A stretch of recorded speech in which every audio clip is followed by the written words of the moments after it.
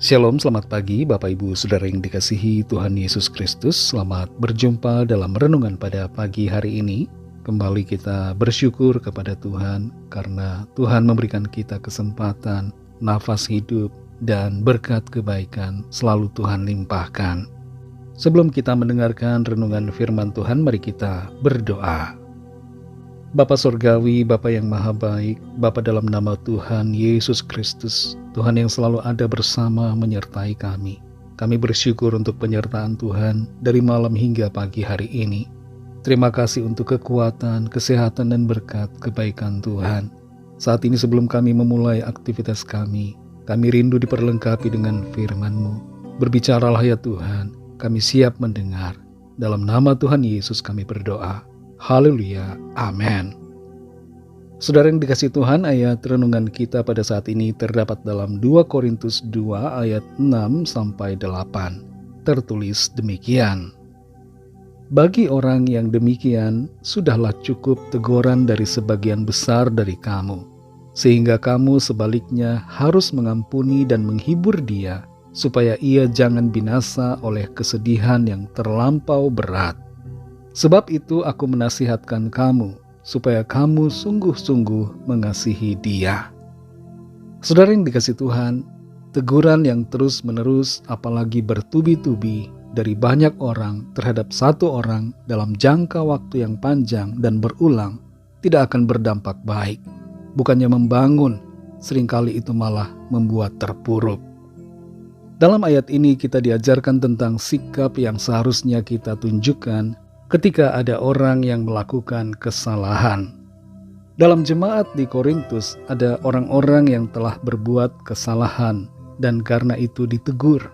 Tapi rupanya teguran itu tidak berhenti, tapi berlanjut. Terhadap hal itu Rasul Paulus memberikan nasihat bahwa sudahlah cukup teguran dari sebagian besar jemaat di Korintus terhadap orang tersebut. Lalu apa yang menjadi tindakan selanjutnya setelah teguran itu berhenti? Yang pertama adalah mengampuni. Teguran bertujuan untuk mengoreksi, tapi berbarengan dengan itu kita perlu mengampuni. Ada suami yang sulit sekali mengampuni istrinya. Sebaliknya ada istri yang sulit mengampuni suaminya. Yang terjadi setiap hari adalah teguran demi teguran yang selalu keluar dari mulut, dan itu menyebabkan suasana menjadi tidak nyaman dan tidak harmonis. Komunikasi pun menjadi kaku dan tidak erat. Hubungan menjadi semakin renggang. Seharusnya pengampunan menyertai teguran. Jangan biarkan teguran yang terus mewarnai kehidupan. Berikan ruang untuk menerima kembali orang yang telah berbuat salah dengan cara mengampuni. Yang kedua, menghibur.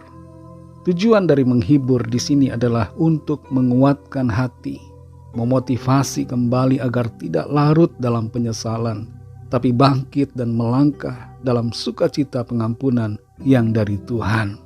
Mungkin sebagian dari kita merasa tidak seharusnya menghibur orang yang telah bersalah, karena nanti ia keenakan dan melakukan dosa lagi.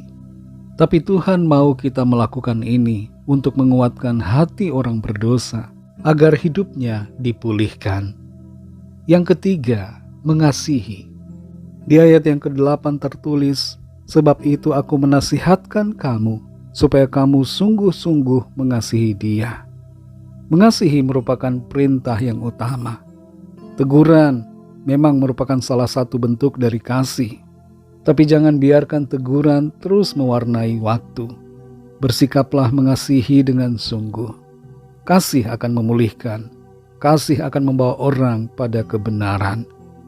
Dalam kisah perumpamaan tentang anak yang hilang, yang tertulis dalam Lukas 15 ayat 11-32, dinyatakan bahwa ketika anak yang hilang itu kembali ke rumah, ayahnya berlari mendapatkan anaknya itu. Kemudian memeluk dan menciumnya, bahkan membuatkan pesta untuknya. Ayahnya menerima, mengampuni, menghibur dan mengasihinya dengan sungguh. Saudara yang dikasihi Tuhan, mari kita mulai dari dalam keluarga kita masing-masing. Jangan biarkan teguran dari mulut kita terhadap anggota keluarga kita terus-menerus terucap. Jangan biarkan kata-kata kita yang menghakimi, mengkritik atau menegur terhadap istri atau suami atau anak-anak kita atau orang tua kita terus-menerus mengisi keseharian kita. Jangan biarkan suasana rumah dan hidup kita menjadi tidak ada damai, sejahtera, dan sukacita. Ingatlah bahwa Tuhan sudah mengampuni, menghibur dan mengasihi kita. Karena itu baiklah kita pun mengampuni, menghibur dan mengasihi orang-orang yang ada di sekitar kita, yang mungkin telah berbuat kesalahan. Jangan hanya menegur, tapi ampunilah, hiburlah dan kasihilah dengan sungguh. Kalau kita dapat melakukannya, pasti akan ada sukacita, damai sejahtera, berkat dan terobosan dalam hidup kita. Mari kita berdoa. Bapa Surgawi, Bapa dalam nama Tuhan Yesus Kristus, kami bersyukur untuk firman-Mu yang sudah kami dengar saat ini, mengajarkan kepada setiap kami, untuk tidak hanya menegur secara terus-menerus, tapi mengampuni, menghibur dan mengasihi dengan sungguh. Tolong kami Tuhan supaya kami dapat melakukan apa yang menjadi kehendak-Mu dalam hidup kami, mulai dari dalam keluarga kami masing-masing secara pribadi. Kami menyatakan kasih, mengampuni, memberikan motivasi yang menguatkan, sehingga ada pemulihan, ada perubahan yang baik, ada sukacita dan damai sejahtera dalam kehidupan keluarga, rumah tangga, dan komunitas di mana kami berada. Terima kasih Tuhan untuk firman-Mu.